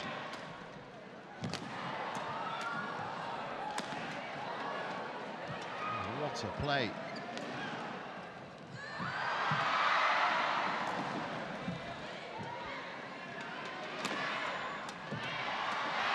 Oh, again, Prajongjai down the middle.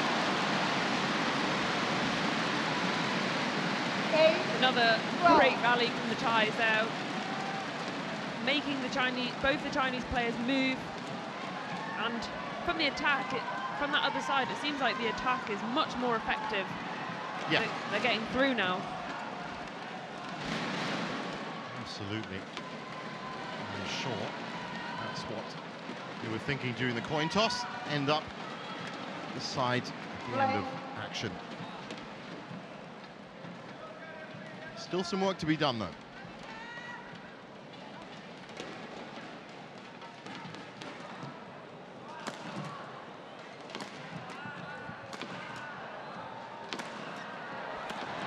Targeting Prajongjai. Yeah, targeting that right hip as well. Yeah, not just her, but on the outside of her. Yeah, and that's such good skill and accuracy from the players to be able to, yeah, not just target the player, but target where they want to hit on that player, and that's so important when you are attacking, that your lift is going to get shorter and shorter when you're targeting an area such as that that's so difficult to defend from. It gives you great opportunities to fire back. Yeah. So 13-8, chance for them to build on their already impressive lead. That was a very good serve from Zhang. Across the body, which meant the most likely reply was cross court, because that's the natural swing of the racket, and Zheng was ready for it.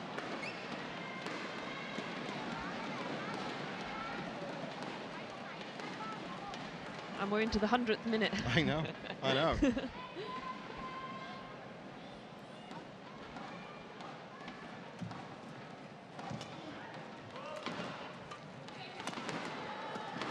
Oh, nicely tipped over by Zhang Shuxian.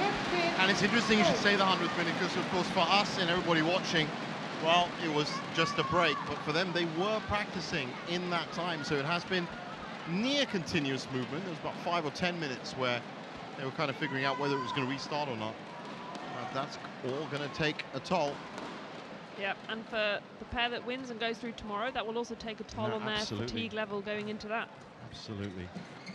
We're watching, of course, the second semi-final a little bit later on.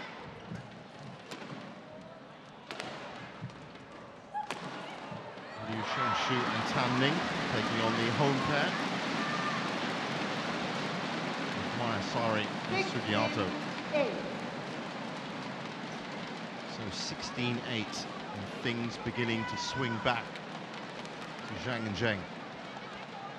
Yeah, the Thai pair had a run of 4 points, but now the Chinese have stolen that back and had their own run of 4 points. And that's opened that gap right back up, and it's going to be quite difficult now for the Thais.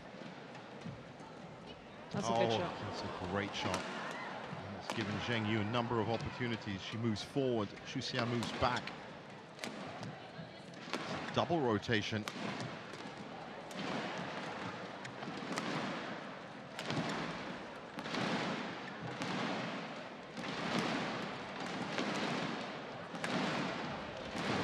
Kititharakul looked like she may be running out of ideas. Prajongjai steps in.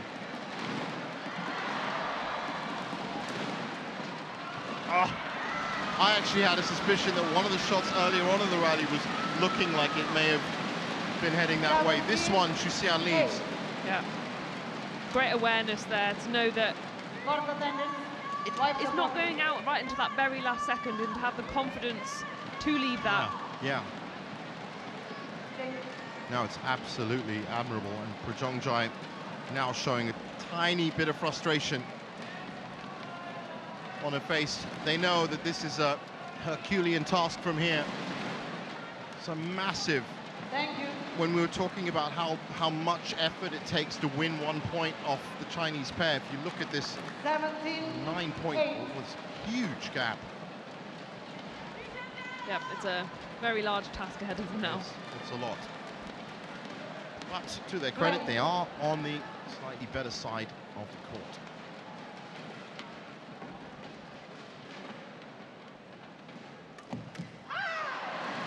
Very flat once again. Those crucial first 3 shots. 9-17. Serve.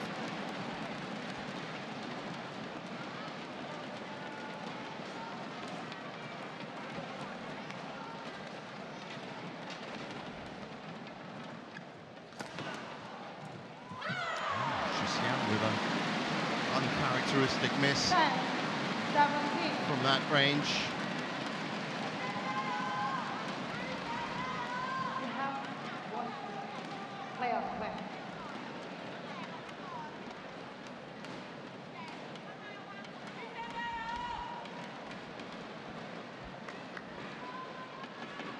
Play.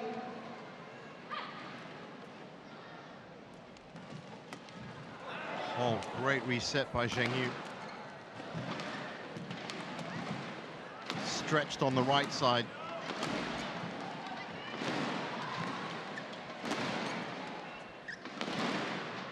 Oh, nice bit of deception by Prajongjai.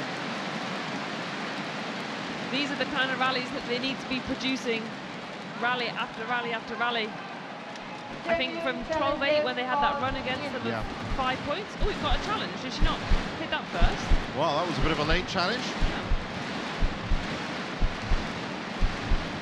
I think she's going to be lucky. That looked 100% in. Yeah, I would agree. Well, it's a good chance to take a break. That could be potentially more what she was after, in all honesty. Yeah, absolutely. When you got that kind of margin, that's definitely a break. Yeah. You might even need to change the word at the top. Challenge to break. So you can see them now kind of talking with each other. Stretching. Stretching that break out. Really taking their time.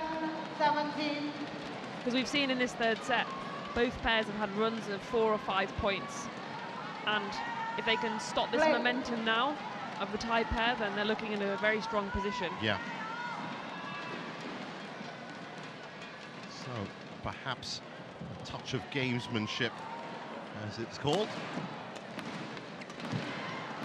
Fast play.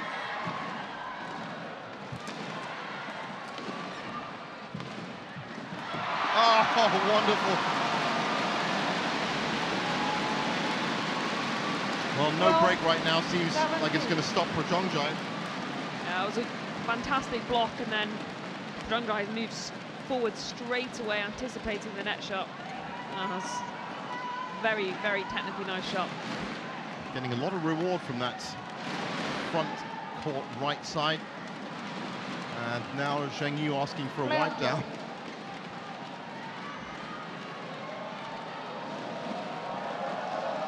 And the crowd are on it. The crowd know as well. Trying to put the brakes on this momentum. Using every trick in the book. Literally.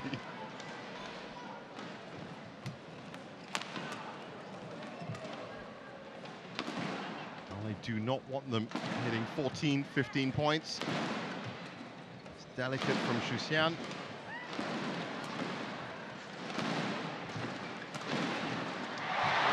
Nice reset by Zheng.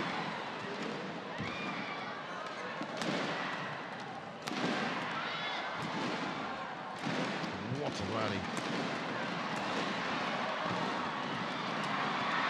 Ah! Just moving forward. Service over, 18-12. That was great agility on that last shot, that round the head jump out.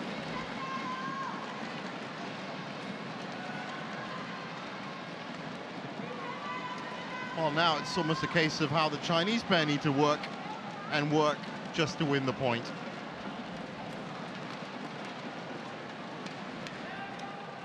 .40 shots that rally length.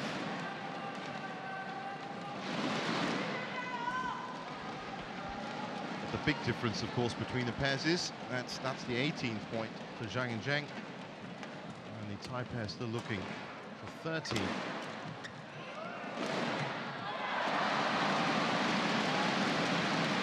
Oh, it didn't work the first time. It didn't work again for Zhang Shuxian. Is there another chapter left in this match?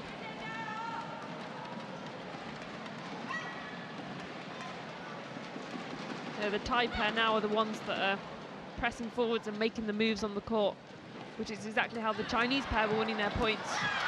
It's wonderful, wonderful by Shuxian.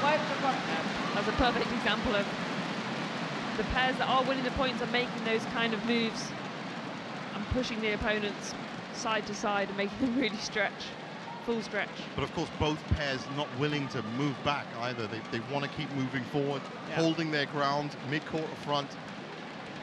Now 2 points left, and it's a second consecutive final for Zhang Shuxian. It'll be a first for her partner Zheng Yu. In the Indonesian Masters, of course, both of them have already made 2 finals this year.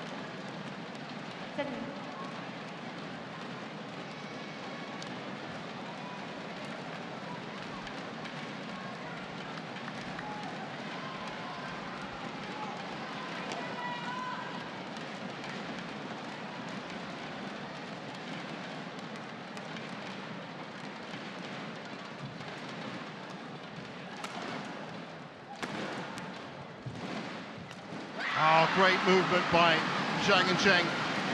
And finally, after 110 minutes of this, that, and the other, and a lot of great badminton, it is 7 match points.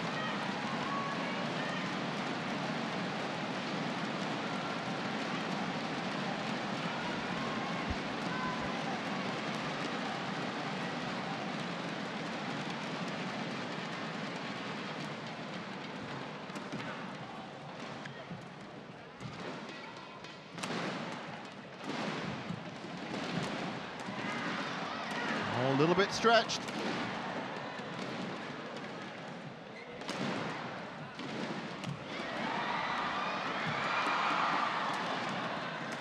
Shuttle keeps coming back.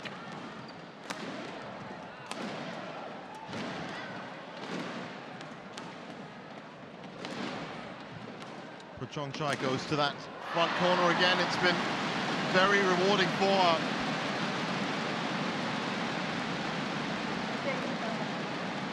(14-20). Service over, 14-20.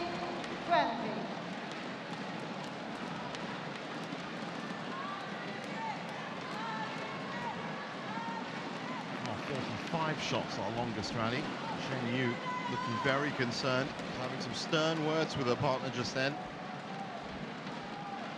And that's at match point.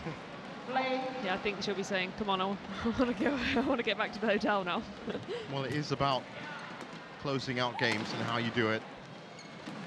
And that's how they do it. The backline read, once again, so solid. 21-14 in the third. Zhang, Shuxian and Zheng Yu make their 3rd consecutive final in 3 events in 2024. Unbelievable stats. There's the final point, and it was one thing she's been doing very well all match, which is reading that back line. Match won by Zhang Shuxian and Zheng Yu, 21-12, 12-21, 21-14. Well, hard fought, and 112 minutes of absolutely everything you could possibly think of in a badminton match, but they've come through. 12-21, or 21-12, 12-21, 21-14, through to the final.